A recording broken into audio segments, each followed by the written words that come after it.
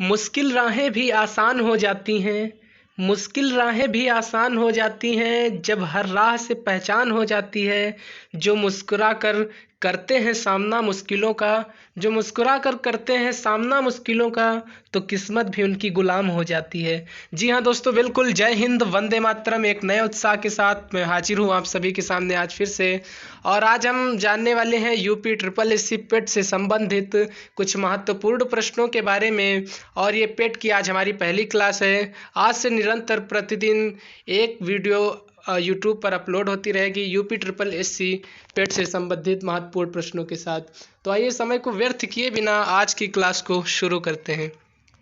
Class को शुरू करने से पहले आपसे एक छोटा सा निवेदन, अगर आप अभी तक हमारे परिवार का हिस्सा नहीं बने हैं तो हमारे चैनल को सब्सक्राइब कर लीजिए और हमारे परिवार का हिस्सा बन जाइए। तो आइए इस प्रश्नों को शुरू करते हैं। हमारा पहला प्रश्न है, सिराजुद्दौला किस युद्ध में अंग्रेजों से पराजित हुआ था? सिराजुद्दौला किस युद्ध में अंग्रेजों से पराजित हुआ था? बक्सर का युद्ध, प्लासी का युद्ध, वांडीवास का युद्ध, या इनमें से कोई नहीं? तो इसका सही उत्तर हो जाएगा साथियों, प्लासी का युद्ध। प्लासी के युद्ध में सिराजुद्दौला जो था यह अंग्रेजों से पराजित हो गया था। दूसरा प्रश्न है साथियों और महत्वपूर्ण प्रश्न है, इनमें से कौन हड़प नीति का कट्टर समर्थक था? इनमें से कौन हड़प नीति का कट्टर समर्थक था? Lord Wellesley, Lord Dalhousie, Lord Minto, या लॉर्ड हेस्टिंग्स? तो इसका सही उत्तर हो जाएगा साथियों, लॉर्ड डलहौजी।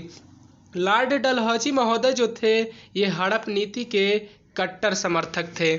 तीसरा प्रश्न है साथियों, भारतीय इतिहास में धन्वंतरी कौन थे? भारतीय इतिहास में धन्वंतरी कौन थे? चंद्रगुप्त मौर्य के प्रसिद्ध सेनापति, या चंद्रगुप्त विक्रमादित्य की सभा को सुशोभित करने वाले प्रसिद्ध चिकित्सक, या फिर हर्ष के समय के एक नाटककार, या उपरोक्त में से कोई नहीं थे? तो इसका सही उत्तर हो जाएगा साथियों, ऑप्शन नंबर बी। धन्वंतरी जो थे यह चंद्रगुप्त विक्रमादित्य की सभा को सुशोभित करने वाले एक प्रसिद्ध चिकित्सक थे और भारतीय इतिहास में ये एक प्रसिद्ध चिकित्सक के नाम से प्रसिद्ध हैं।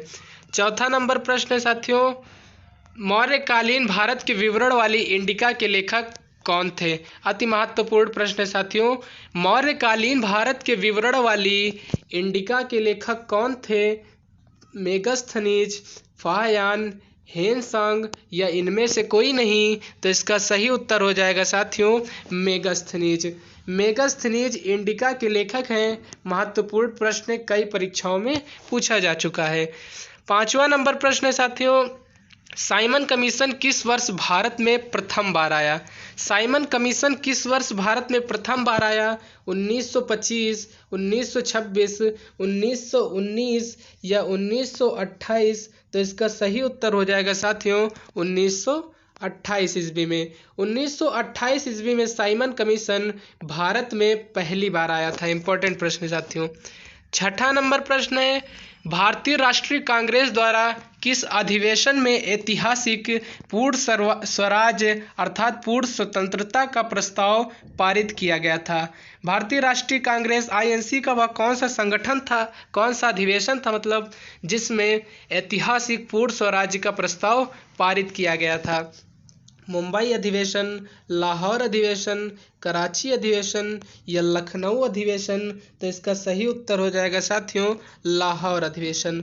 लाहौर अधिवेशन में भारतीय राष्ट्रीय कांग्रेस द्वारा ऐतिहासिक पूर्ण स्वराज्य का प्रस्ताव पारित किया गया था। सातवां नंबर प्रश्न साथियों, निम्न में से किसने महात्मा गांधी के खिलाफत आंदोलन से जुड़ने का विरोध किया था? निम्नलिखित में से किसने महात्मा गांधी के खिलाफत आंदोलन से जुड़ने का विरोध किया? खान अब्दुल गफ्फार खान, फजलुल हक, मोहम्मद अली जिन्ना, या अबुल कलाम आज़ाद? तो इसका सही उत्तर हो जाएगा साथियों, option number C. Mohammad Ali Jinnah जो थे इन्होंने गांधी जी के खिलाफत आंदोलन से जुड़ने का पुरजोर विरोध किया था।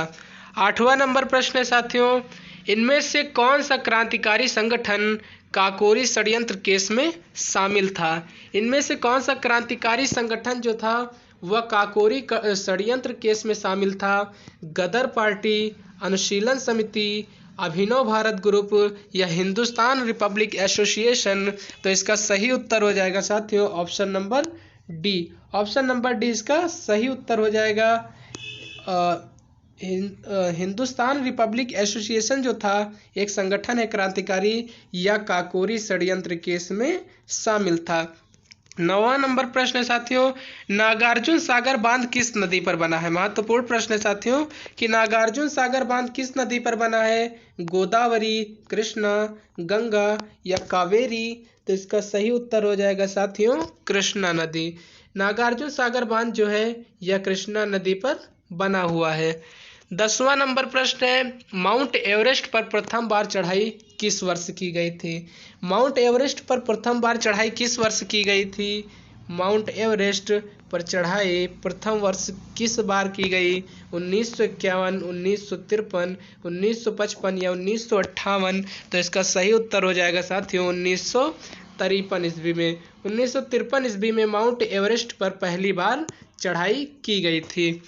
11वां नंबर प्रश्न है साथियों, भिलाई इस्पात संयंत्र के लौह अयस्क का स्रोत है? निम्नलिखित में से भिलाई इस्पात संयंत्र के लौह अयस्क का स्रोत है कौन सा है? दल्ली राजहरा, कोरबा, उमरिया या राजनांदगांव?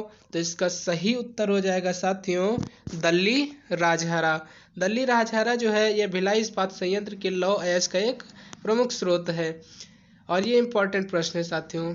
अगला और 12वां नंबर प्रश्न है साथियों, किसके बढ़ने के फलस्वरूप निजी निवेश में वृद्धि की आर्थिक संभावना होती है? निम्नलिखित में से किसके बढ़ने के फलस्वरूप निजी निवेश में वृद्धि की आर्थिक संभावना होती है? ब्याज दर के, इंटरेस्ट रेट, शेयरों की कीमत, नई पूंजी पर अनुमानित प्राप्ति या व्यक्तिगत कर? तो इसका सही उत्तर हो जाएगा साथियों नई पूंजी पर अनुमानित प्राप्ति। नई पूंजी पर अनुमानित प्राप्ति से निजी निवेश में आर्थिक वृद्धि की संभावना बढ़ती है। 13वां नंबर और अगला प्रश्न है साथियों, भारत की राष्ट्रीय आय का आकलन करने वाली संस्था कौन सी है? भारतीय राष्ट्रीय आय का आकलन करने वाली संस्था कौन सी है? महत्वपूर्ण प्रश्न है। आरबीआई, नीति आयोग, वित्त मंत्रालय या केंद्रीय सांख्यिकी संगठन? तो इसका सही उत्तर हो जाएगा साथियों केंद्रीय सांख्यिकी संगठन। केंद्रीय सांख्यिकी संगठन जो है यह भारत की राष्ट्रीय आय का आकलन करने वाली संस्था है। 14 नंबर प्रश्न है साथियों, सेवा क्षेत्र का दूसरा नाम क्या है? सेवा क्षेत्र का एक दूसरा नाम क्या है? तृतीयक, प्राथमिक, द्वितीयक या कृषि? तो इसका सही उत्तर हो जाएगा साथियों तृतीयक। सेवा क्षेत्र का एक दूसरा नाम जो है इसको तृतीयक भी कहते हैं। 15वां नंबर प्रश्न है साथियों, भारत में श्वेत क्रांति के जनक के रूप में कौन जाना जाता है? भारत में श्वेत क्रांति के जनक के रूप में किसे जाना जाता है? Balwant Rai Mehta, doctor Verghese Kurien, MS. स्वामीनाथन या नॉर्मन एडवर्ड? तो इसका सही उत्तर हो जाएगा साथियों डॉक्टर वर्गीज कुरियन। डॉक्टर वर्गीज कुरियन को भारत में श्वेत क्रांति के जनक के रूप में जाना जाता है।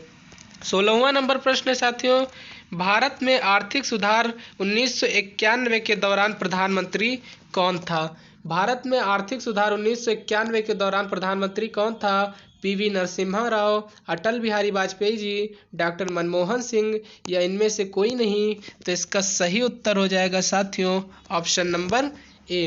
पीवी नरसिम्हा राव महोदय जो थे यह भारत में आर्थिक सुधार 1991 के दौरान प्रधानमंत्री पद पर थे। 17वां नंबर प्रश्न है साथियों, भारत के संविधान में इनमें से क्या राज्य सूची में सम्मिलित नहीं है? भारत के संविधान में इनमें से क्या राज्य की सूची में सम्मिलित नहीं है? पुलिस, कानून और व्यवस्था, जेल या दंड प्रक्रिया संहिता? तो इसका सही उत्तर हो जाएगा साथियों ऑप्शन नंबर डी। दंड प्रक्रिया संहिता जो है यह भारत के संविधान में राज्य सूची में सम्मिलित नहीं है। 18वां नंबर प्रश्न है साथियों, निम्न में से क्या भारतीय नागरिकों को आर्थिक न्याय प्रदान करता है? निम्नलिखित में से क्या भारतीयों को या भारतीय नागरिकों को आर्थिक न्याय प्रदान करता है? मौलिक अधिकार, मौलिक कर्तव्य, राज्य के नीति निर्देशक सिद्धांत या इनमें से कोई नहीं? तो इसका सही उत्तर हो जाएगा साथियों ऑप्शन नंबर सी। राज्य के जो नीति निर्देशक सिद्धांत हैं या किसी भी भारतीय नागरिक को आर्थिक न्याय प्रदान करते हैं। 19वां नंबर प्रश्न है साथियों, त्रिस्तरीय पंचायती राज व्यवस्था का विचार किसने रखा था?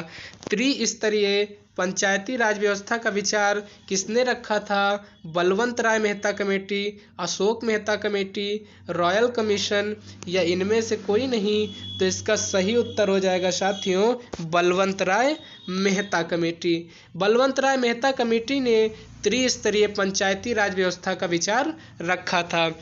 अगला और अंतिम प्रश्न है साथियों, नींबू का खट्टा स्वाद इनमें से किसकी उपस्थिति के कारण होता है? नींबू खट्टा होता है किसकी उपस्थिति के कारण होता है? साइट्रिक अम्ल, एसिटिक अम्ल, ऑक्जेलिक अम्ल या फार्मिक अम्ल? तो इसका सही उत्तर हो जाएगा साथियों साइट्रिक एसिड। साइट्रिक अम्ल के कारण नींबू खट्टा होता है। इंपॉर्टेंट प्रश्न है साथियों। और आज के लिए आपका प्रश्न है, प्रतिरोध की एसआई इकाई क्या है? प्रतिरोध की एसआई इकाई क्या है? कमेंट के माध्यम से आप इसका उत्तर हमको दे सकते हैं और नेक्स्ट वीडियो में हम आपको इसका उत्तर बताएंगे। और बने रहिए हमारे साथ, हम प्रतिदिन आपके लिए यूपी SSSC पेट से संबंधित महत्वपूर्ण प्रश्नों को इसी प्रकार लाते रहेंगे। आज की इस वीडियो में फ़िलहाल दोस्तों इतना ही। मिलेंगे एक नई वीडियो के साथ, तब तक के लिए जय हिंद, जय भारत।